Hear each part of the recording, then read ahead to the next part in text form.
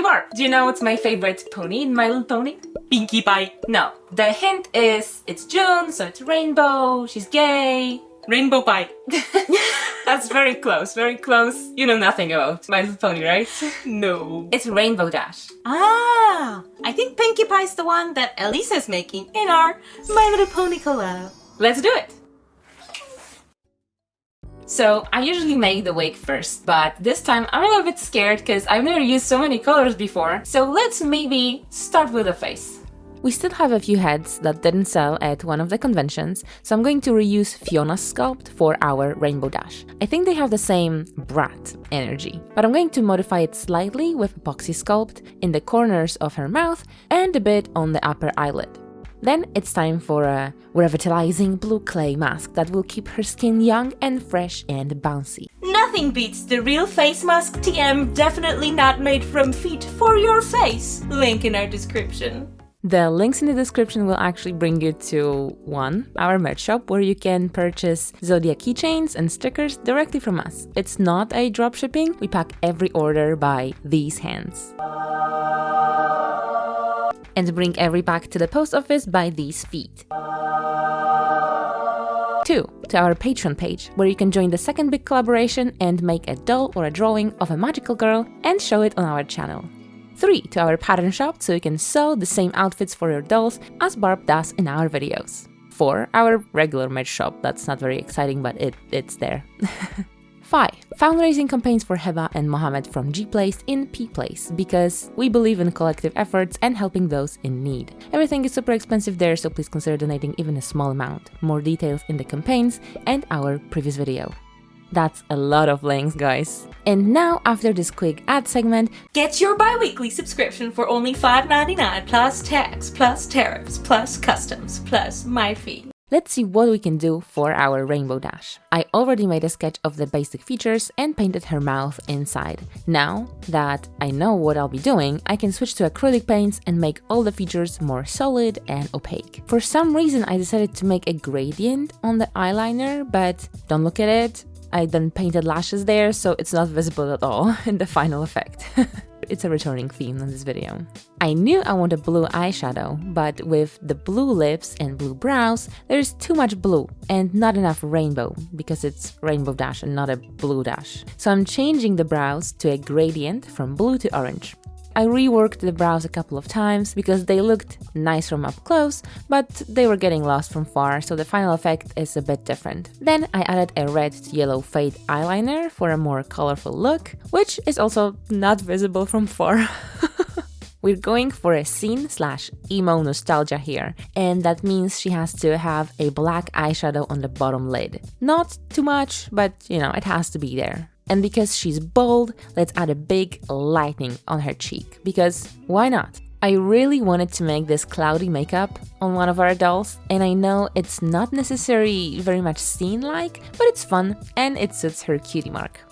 I feel like there's a few styles that would suit Rainbow Dash's personality. The first and the most obvious would be a sporty tomboy, but we want to reserve the blue tomboy type for a Sonic character. You know which one. It's Sonic. The next type would be sporty chic, just like Hextian's version of Rainbow Dash. And the third that comes to my mind is a punky/emo/scene style, so more on the alternative side of fashion. Because she's extra, she has to be the best, the fastest, the most unique, so I think one of those more extreme styles will suit her. And she's also not the most feminine character in the group, and I feel like the scene style has a lot of androgynous features, like hiding the curves and not revealing too much skin and contrasting feminine beauty standards like concealer lips and, you know, stuff like that. It was also a style the most popular among teenagers, and Rainbow Dash can be extremely childish sometimes. Plus the colors match the character as scene style loves colors. So the makeup is a mix of my style, inspired by scene, but in a modern way. Because I don't want that 2010 cringe in here, oh my god. And now I'm adding the lashes that I mentioned before, that will almost completely cover the cute blue gradient. A bit of sparkly powder on the cheek, and the face is almost ready. Every alternative style loves piercing, so let's add some. With the open mouth sculpt, I have an opportunity for lip piercing, other than just basic labrets. If she had closed mouth, I would consider canine bites, but this time I'm going for a symmetrical side lip rings, a central labret, and a tongue gem piercing. I also added a brow piercing, but it's not visible on the doll because of her hair, just like the cloudy makeup. So much work, but you can see it. And as a last face accessory, I want to give her some decorative band-aid made out of Worbla. I know it's not very seen, but I like the Decora vibe for her also, you know, like alternative but in a rainbow way. Worbla is not an ideal material for it, I have to admit. Maybe I should have sculpted to the right shape and then prime it to get rid of the texture, but I just added a lot of thick layers of paint and it looks alright. I wish I did the big band-aid a little bit closer to the central of the face because, yes, you probably guessed it right, it's not very visible after making the wig. And this is her face, so cute and confident, ready to compete in a race. Later, I changed the brows a bit because from far she looked evil, and that's not the vibe. Now let's make the eyes. I have white 3D printed bases and I'm sketching the eye shapes when I have them placed inside the head. Then I took them out and finished them outside of the face, because that's, you know, easier with paint and spraying. I wanted something different than just a dot for the catchlights, and I chose stars. And then she is our star, with her eyes and accessories looking weird but cute. I'm super excited to work on a blue doll again, and I know I'm gonna make some extremely stain-prone things, so I'm gonna start by making some protective garments. No booty for you.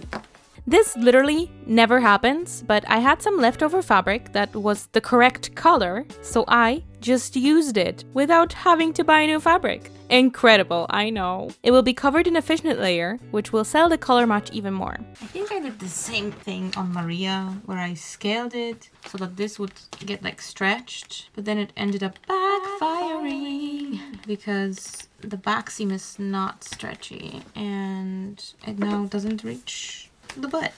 Trying to put these layers on will become a theme of this pair.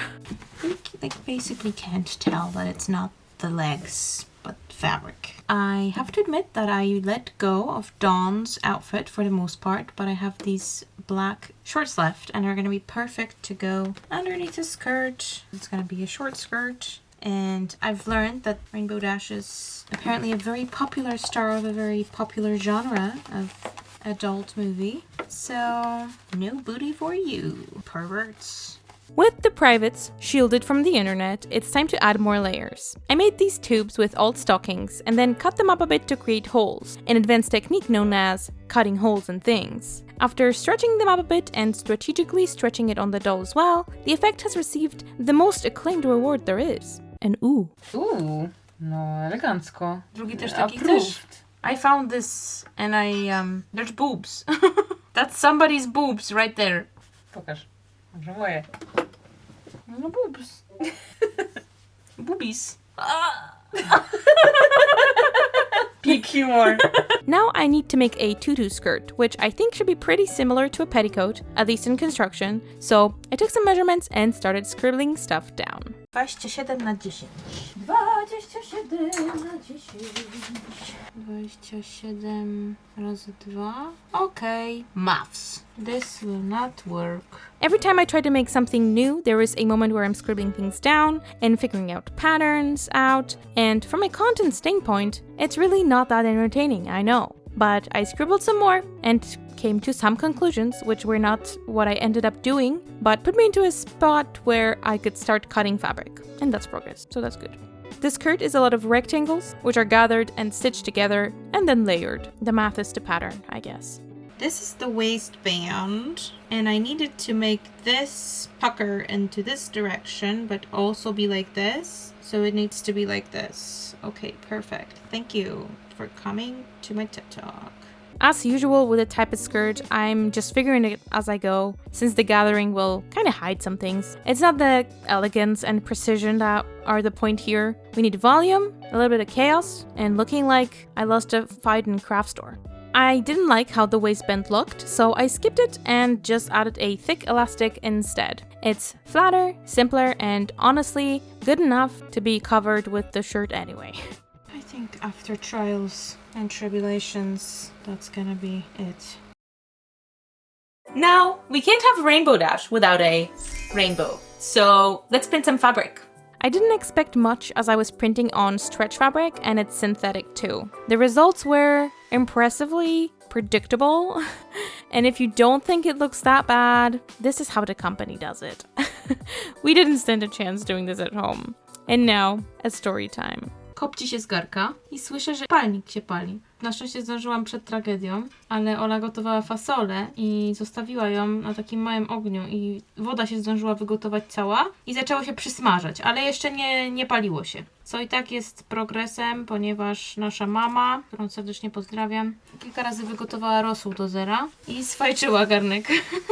This concludes our brief detour into the thrilling world of unattended legumes. Back to socks, which are easy to sew but really hard to put on a stack of different layers of clothing. I tried to use some paper to help me kind of roll the socks on without bunching up the rest, with mixed results, but I got there in the end.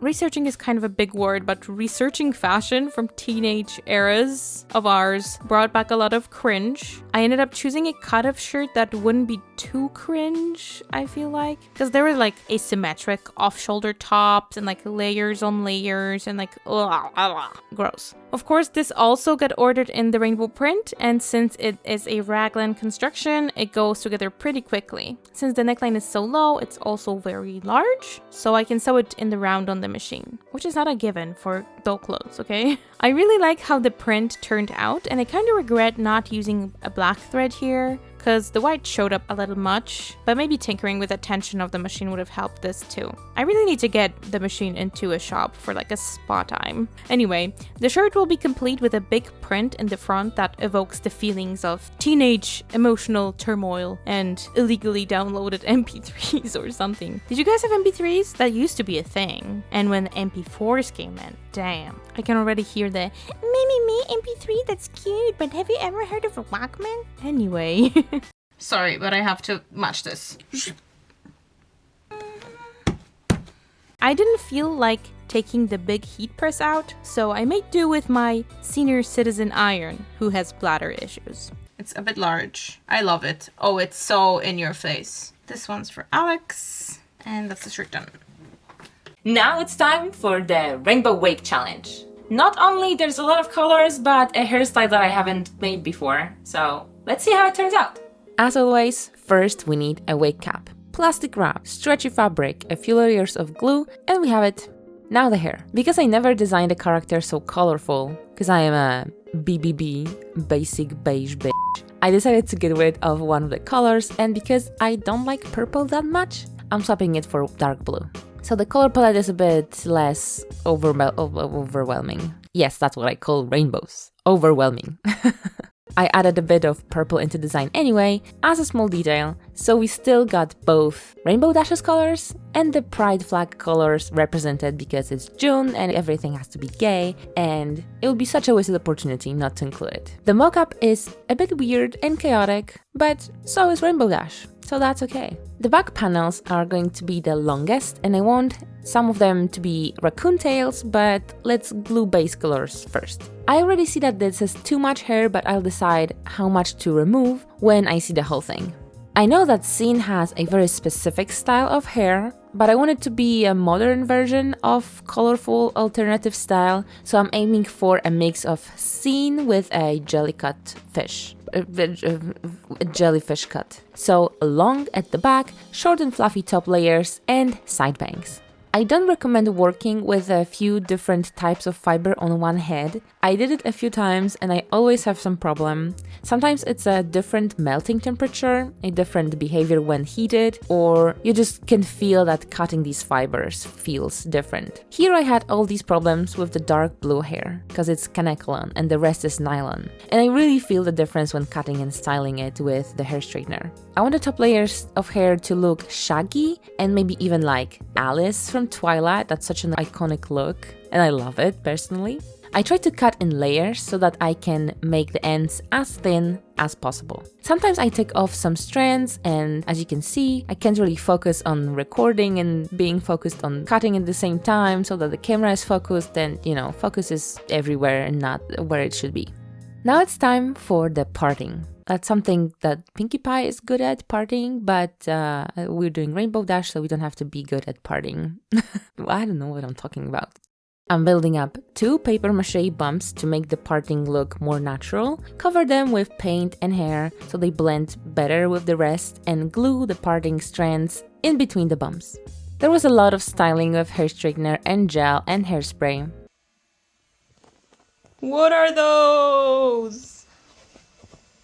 Nada, frajerzy. I had to rework a few places, cut even more, add more to the parting so that she has more volume on top, but most of it was just making spikes. But in the end, I didn't like how wet these spikes look, so I brushed some of them, especially the ones at the back and on the sides, for a more fluffy effect. Because you know, she's fluffy like a cloud. I added a blue spike on top and finally decided to make some raccoon tails. They are very popular in the scene and emo styles, and I think they are back in fashion again. I also have some stripes in my hair, but the yellow didn't survive this time, so they are not visible anymore. And this is how she looks. Like I said, the final version is a bit more fluffy, but the top part and the bangs stayed pretty much like this. I 3D modeled horse ears and barb 3D printed them in resin, so let's add them. Every time I paint a head with a custom color, this time a revitalizing blue clay mask, I have some of the paint in a sealed bag saved because you never know if you're going to need it, and this time I needed to paint the ears. And because everything has to have a rainbow or a gradient, I'm painting the inside of her ears red to green fade. And it's time for a magnet and the other one in our custom 3D printed head cap. I think 5 piercings in her face is not enough, so I'm going to add 12 more in the ears, 17 together. Some rings here and there, some flowers, a few silver caviar beads, I'm not sure, and it's done. I don't think it's recommended to make so many piercings on the same appointment, but she is a tough girl and can stand it. I also found these stars left after we finished Knuckles, so I painted them and used them as hairpins. The general vibe's there, but we need more accessories. While getting stuff printed, we also prepared a piece for these bone mittens, which we raised from Vaggie, but I didn't realize the pattern only needed 1 piece folded in half instead of 2, so they're like twice as big, but I ended up making it work, kind of. I just took them on either side and sewed as much as I needed to for them to hug the hand nicely. It still shows the bones, so it's not what I wanted, but it's not bad, okay? I also found this fabric from my Japan fabric stash that would be perfect for a little belt with these little checkers, and I totally remember those in like flashbacks from middle school. And now enjoy the chaos of me making shoes. For the shoes, there's quite a lot of prep work because everything needs to be interfaced as canvas kinda sucks. So I'm going to interface all of the linings so that we have that out of the way. That's the glue side. Should I interface the other side? I think maybe I need to interface not the lining. Am I stupid? Maybe I'm stupid. No. We're interfacing these pieces. And now, you didn't see anything, but now you're gonna ask, hey Barb, why do you have 2 sets of interfacing if there's only 2 tongues in shoes per pair? And that is because I couldn't decide, so I'm making a black and a checkered pair. I also interfaced the main side pieces, and even though I'm making 2 pairs, there were so many pieces, I felt like I was making at least 10. I decided to add little decorations. Basically just the logo to the side of the shoes with some heat transfer vinyl and a dark holographic vinyl, which was unfortunately not as shiny as the one I used on the shirt, and it bummed me out. Then I just stitched this stuff together, main pieces together, and then linings to everything. It all looked very promising. These are already looking so cute. But then everything went wrong. Fucking asshole! I ran out of the bobbin thread. I hate when that happens. Because I'm just not good enough. I'm a grown woman. I need to calm down. I am missing a foam tip. Oh my god. I was about to cut another one and like do a whole spiel about not being able to find it, but I found it this day. Still has a chance. The next step is more just endurance than skill, and that is setting in the eyelets. There is 6 on either side, so 12 on each shoe. That gives us 24 on each pair, and there's 2 of them, so that's a lot of eyelets. 50 eyelets later. I'm done. I wanted to quit halfway, but I decided to push through. But I also had this realization that I don't have 2 sets that are the same because I've been bad about scaling things. So it's time to decide, and I don't know how. This is the second bobbin that ran out on the same project within the span of an hour. For simple canvas shoes, these were much more involved than I initially anticipated. And that's me not getting into preparing the 3D model and then trying to print the soles in ABS because I wanted to vapor smooth them so that it will be faster, but it ended up being longer, so then I printed them in resin anyway. But it's fine. And at last we last. Alex put these into these absolutely humongous rainbow soles, which turned out so cute. And I also added a little TPU for the bottom so that they don't slide around. Add some colorful ties, and these are basically done.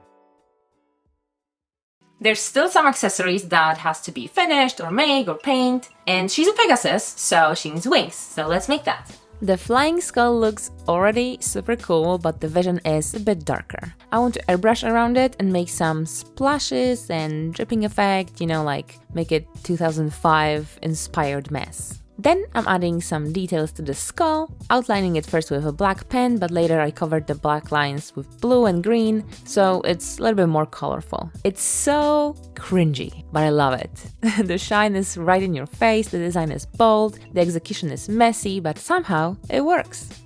We have had this bead mix since forever, and it's finally time to use it. I separated the beads by color and made 6 rainbow bracelets and 4 metallic ones. I also made a necklace that, of course, fell into the ground. It's happening too often in our workshop. Everything is falling. Next on my list are belts. I'm starting with a Y2K star chain belt. And while I'm doing that, let's thank our lovely patrons.